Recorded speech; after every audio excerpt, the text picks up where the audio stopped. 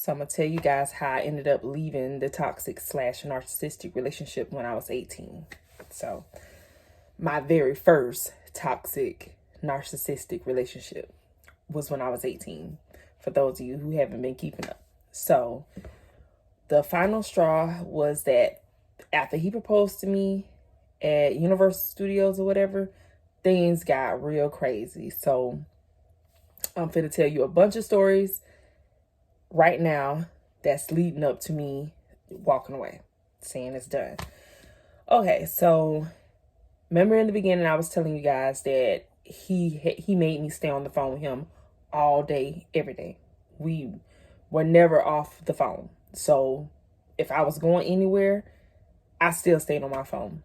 Even after I had to talk with him or whatever, I still continued to stay on the phone with him and stuff. So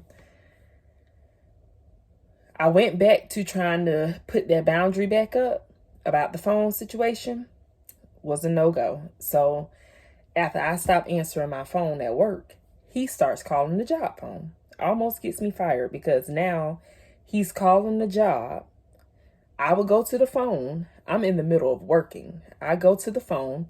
He wants to argue. And because I don't want to sit here and argue with him because I'm at work, now he's making threats. Oh, I'm gonna dispose the place with everybody in it. You know what I'm saying? And I'm just like, oh my God, it is not that serious. You know what I'm saying? And in me, I'm believing he will actually do that, but he really wasn't.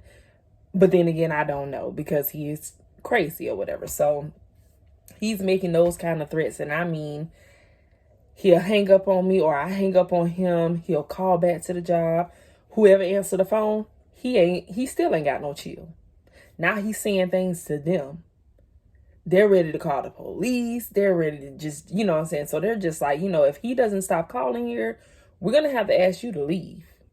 You're going to no longer be able to work here because this is a disturbance to the work environment. And then he's talking about harming others in the work environment and things like that. We can't have that going on. So either you get that under control or we're going to have to fire you. And I'm just like, no, I can't lose my job. This is my first job. So, I mean, everything is my first at this time. I'm 18 years old. So he's calling the job. He's causing a scene at the job or whatever. And that wasn't enough. So now we skip to another time. So now I'm telling him I'm supposed to be coming to see him this night. But he's acting all crazy on the phone, talking all sideways to me. And I'm not feeling like I need to go because he may do something to me. You know what I'm saying? At this point, he hadn't really did much to me except for, hurting my calves and all that good stuff and acting crazy over the phone. And, but at that point, I didn't feel safe going to see him that night. So he went to acting crazy on the phone, crazy enough for me to go ahead and decide to come. So I didn't tell him I was coming. I just kind of, got a ride and was heading his way. And because he doesn't know that I'm on the way, he goes to this stream. So he's outside having a whole meltdown. I mean, I'm thinking he just talking. Unbeknownst to me, he meaning every word he's saying. And I mean every word. When I say he was crazy, he was crazy. So I get about right around the block from him. Because like I said, he doesn't know I'm coming to him. He's yelling in the phone. He's crying in the phone. He's going crazy. And he's just like, if you don't get here right now, I'm going to take this pole and I'm going to bust myself upside the head. If you don't get here, my blood is going to be on your hands. And so now I'm really feeling like I shouldn't be going there, but I end up going anyway. So sure enough, all of a sudden, right when we turn on his road, because mind you, he doesn't know I'm coming. Right when we turn on his road, he clocks himself upside the head with the pipe or whatever it was he was holding. It was enough for him to bust his head and he got to go get stitches. So he done sat here and bust himself upside the head because he wanted me there, and he wanted me there right now. And because he didn't know that I was coming, he caught himself upside the head. So now I get there and I'm screaming and, trying to figure out what to do and calling the ambulance and everything. And so we go take him to the hospital. My ride and me, we took him to the hospital or whatever, instead of calling 911. He didn't want me to call 911. So we took him to the hospital or whatnot, and he went and got stitched up and everything, and he calmed down after that. You know what I'm saying?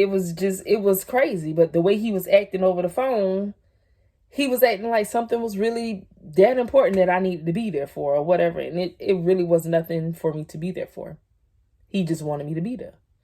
And so because I told him I wasn't going to come that night because we're arguing, and I don't want to put myself in that position for anything to happen, he has a fit. And I come anyway. And then he does that because he doesn't know that I'm coming. So we moved past that day, and, he started being a little nicer after that or whatever, because at this point I'm trained to move, jump. When he say jump, he's training me up that way. And I am definitely jumping when he says jump, you know what I'm saying? So it's really crazy and very, very toxic. It's crazy. At 18 years old, I'm going through this.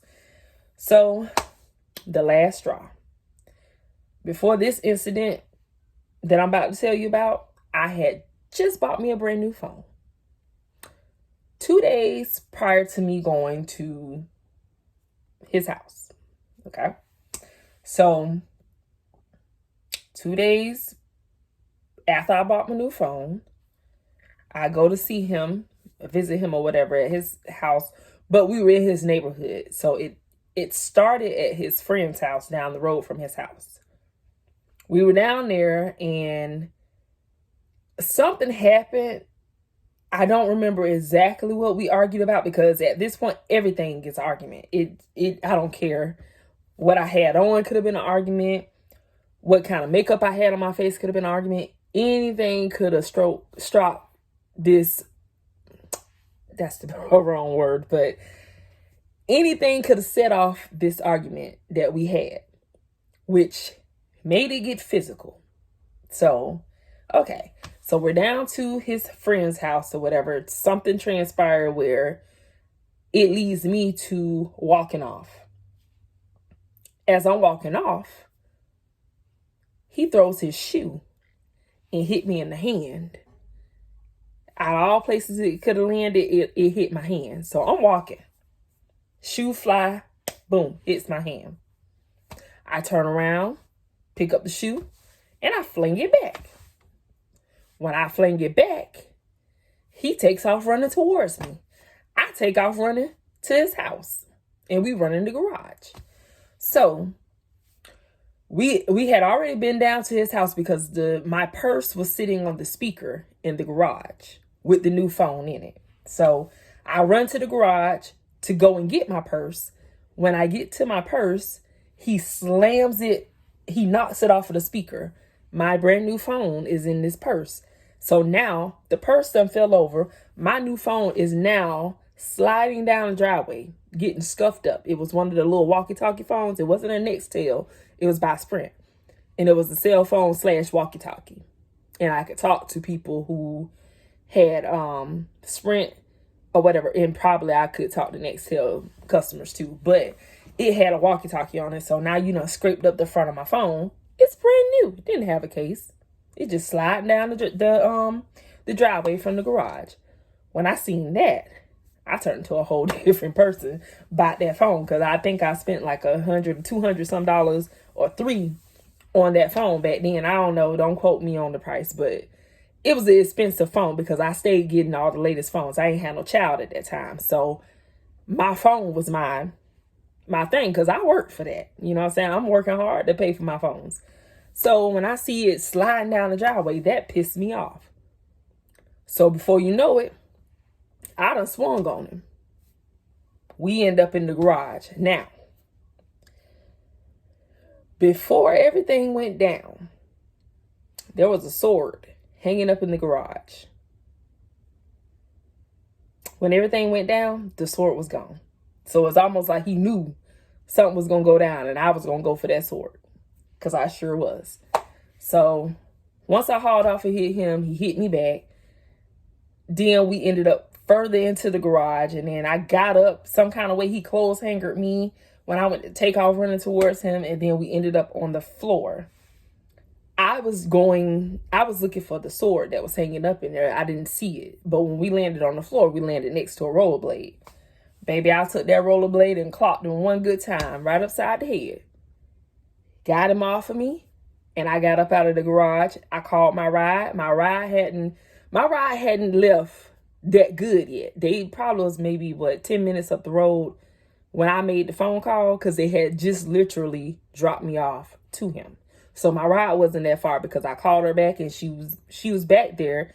It was enough time for everything to go down, but still she came like right at the tail end. And so I called her back and told her, please come back and pick me up. We just got into it. Please come pick me up or whatever. So she came on back, and he was doing something, but he was coming to grab me when I turned around to look. He was heading my way or whatever. So I don't know what he did in the garage or whatever, but he was in there long enough for me to make this phone call and tell my friend to come back and get me. So at this point, I'm about to start walking down the driveway from the garage. And when I look back, he's running towards me. I turn around, I drop everything again, and, we duking it out. So when my friend pulled up, he was about to get ready to swing on me. So when she pulled up, she jumped out the car and she was like, get in the car. And she said a couple of words to him or whatever. And then we jumped in the car and went on ahead and we left. Now, I'm sitting in her car and I'm crying and I'm like, I'm done. This is it for me. I'm done. Of course, he does the hoovering stage. He calls me. I answer the phone. He's telling me how sorry he is, how he won't ever do that to me again, this, that, and the third. I wasn't going for it. Did I, at that moment, when he was doing the hoovering call, I was in a vulnerable state where I did want to take him back. But I'm going to take my hat off to myself being 18, that I went on ahead and I just walked away. Bad as I wanted to stay with him because I felt like I could help him or whatever the reason was. I did want to stay with him. But then when I thought about us actually fighting, that did something to me. And I'm just like, I'm not going to sit here and be nobody's punching bag. Whether I fight back or not, I'm not going to be your punching bag. But that just opened the door for me in adulthood. Because that wasn't the last experience that I experienced of a physical abuse by a man. So, yes, that's what made me walk away when I was 18 years old from the toxic narcissistic relationship that I didn't know that I was in. Just thought that he was crazy. You know what I'm saying? I never had these tools that we have now. If I'd have known then what I know now, boy, I would have taught my 18-year-old self not to walk into so many doors that I walked into as an adult. I'm telling you. You guys, we be sitting here and what we feel is love may be the very thing that's hurting us and we can't see it.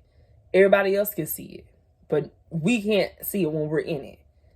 My sister was trying to tell me when I was in that relationship, but I didn't want to believe that that's what was happening to me because that's not what I thought it was. I just thought that he was crazy in love with me, and he literally was crazy in love with me, to dangerously in love with me. But my older sister, she was seeing the signs, but I couldn't see them.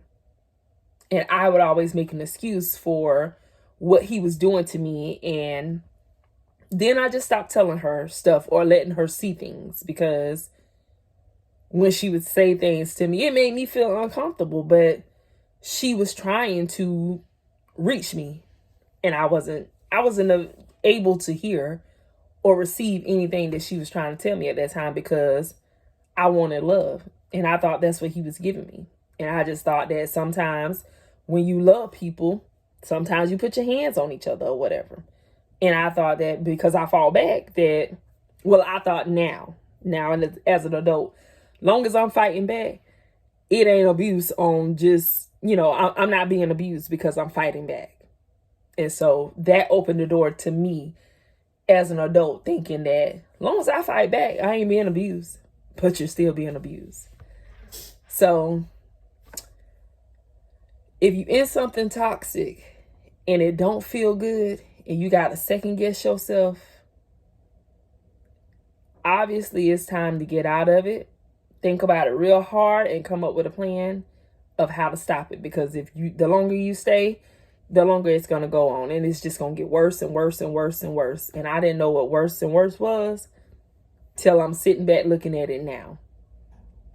It gets worse. No matter how many times you go back to them or how long you stay in it, it gets worse. It may change up a little bit, but it still gets worse. So let's stay woke, people. I love you guys. Comment, like, share, and subscribe. And I thank you guys for all you do to me. Do for me. I'm sorry. Do to me. Do for me. Y'all have a great day. Mwah. Thank you.